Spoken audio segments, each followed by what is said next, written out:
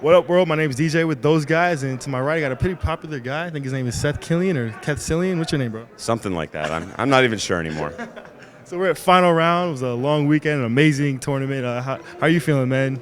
I had an absolutely great time. I had very little to do here. I accomplished it, so I got to sit back, watch some matches, and see some old friends. I had the best time in a long time. Yeah, Marvel was hype, Street Fighter was hype, but we got a new game coming out, Street Fighter Cross Tekken.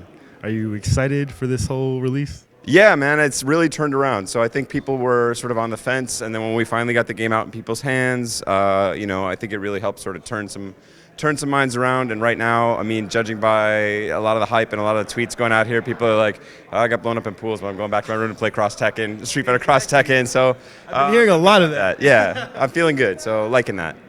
Were you though? Do you think that Cross Tekken might make the Street Fighter 4 scene or the game itself obsolete, just because the two games are similar, but Cross Tekken seems a lot crazier, a lot hype, a lot more fun?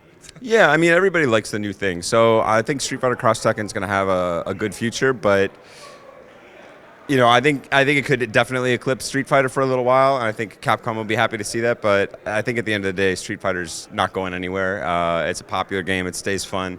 Stayed fun for 25 years, so I think it'll probably survive at least one more. So you're going to be playing a lot of Cross Tekken? I was playing a lot for a long time, and frankly, I've been busy with other things lately, so I've been playing a little bit, I'll try and get like maybe 50, 60 wins like the first couple days, and then after that, I'll get blown up pretty bad. So that's usually how it goes. I do really good for the first week a game is out, and then... So what characters have you been messing around with? Oh, a lot of them. I've been playing a lot of the big men, so I like Hugo and Zangief, but yeah, there's a bunch of really cheap characters in the game. So I think Jin's going to be good, Hayachi. Ironically, the Tekken guys turned out really, I think they might be dominant, but hopefully I'm wrong about that. Awesome. So let's switch it up a bit. We have a lot of events. I know Final Round was huge this year. We got a lot of community-driven events that are popping up all over the place.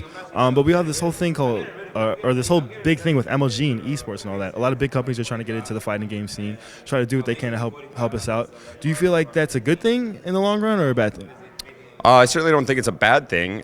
There's just sort of different approaches with different people right now. So hopefully it's a rising tide carries all boats. I think a lot of people are doing really interesting, exciting stuff, frankly, and I think the more people who are excited about watching competitive video games, it creates more of an audience for everybody. Well, MLG is a little bit notorious of once a game scene kind of dwindles a little bit, they're notorious for dropping games completely. Right now, they just picked up KOF, and that scene is still in its infancy. It's still growing. Do you think that if MLG picked them up for a year and then dropped them, do you think that would help or hurt the scene in the long run? The only thing I can think of there is with the Tekken scene. I know that Tekken was in MLG, and then I don't want to say it was dropped. I'm not sure what the details were, whether it was only in for a few events or whether it was part of the whole season.